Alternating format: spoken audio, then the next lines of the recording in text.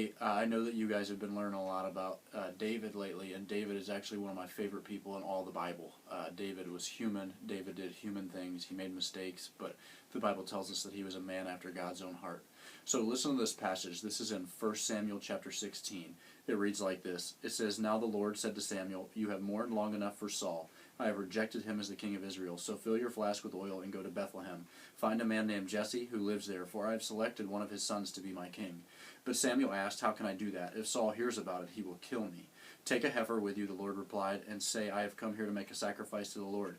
Invite Jesse to the sacrifice, and I will show you which of his sons to anoint for me." So Samuel did as the Lord instructed. When he arrived at Bethlehem, the elders of the town came trembling to meet him. "What's wrong?" they asked. "Do you come in peace?" "Yes," Samuel replied, "I have come to sacrifice to the Lord. Purify yourselves and come with me to the sacrifice." Then Samuel performed the purification rite for Jesse and his sons and invited them to the sacrifice too.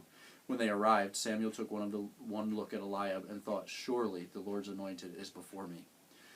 But the Lord said to Samuel, "Don't judge by his appearance or height, for I have rejected him. The Lord doesn't see things the way that you see them. People judge by the outward appearance, but the Lord looks at the heart." Then Jesse told his son Abinadab to step forward and walk in front of Samuel, but Samuel said, "This is not the one the Lord has chosen." Next, Jesse summoned Shemaiah, but Samuel said, "Neither is this the one the Lord has chosen." In the same way, all 7 of Jesse's sons were presented to Samuel, but Samuel said to Jesse, "The Lord has not chosen any of these." Then Samuel asked, "Are these all the sons you have?"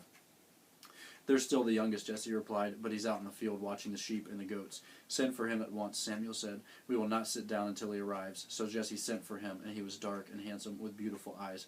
And the Lord said, "This is the one. Anoint him."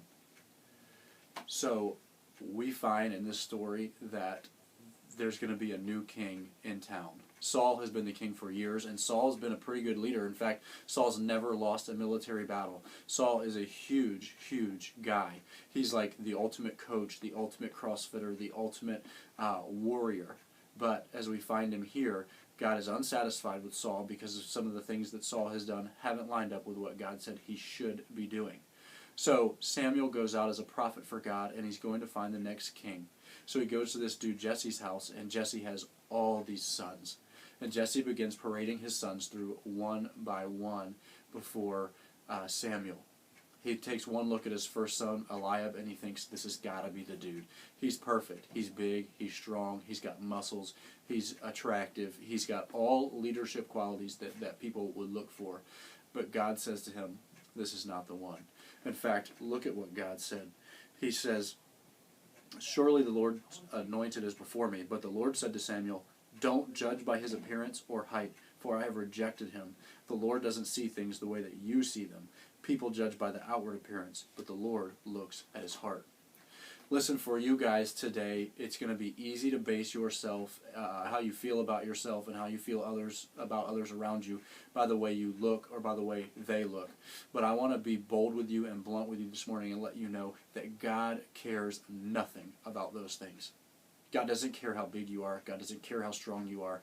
This Bible passage doesn't say that he chose the next king of Israel because he was big and bold and attractive.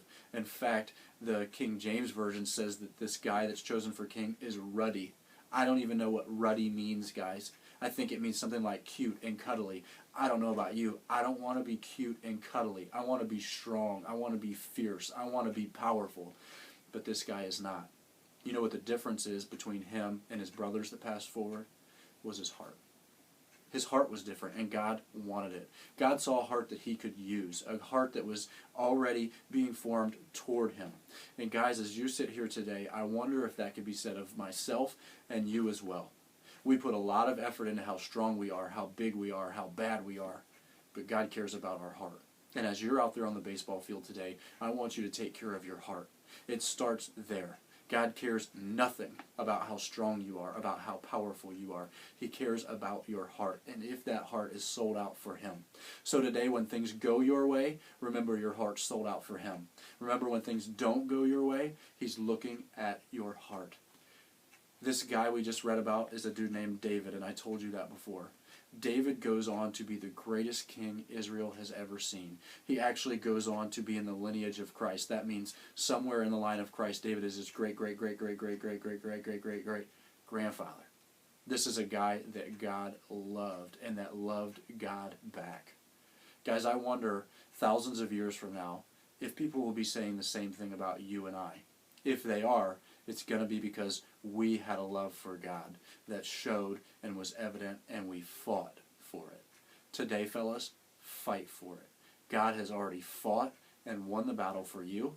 Now you fight today and show those teammates, show those other people that he who is in you is greater than he that is in the world. I love you guys. I hope you do awesome. Kick some tail for me. I'll see you when you get back.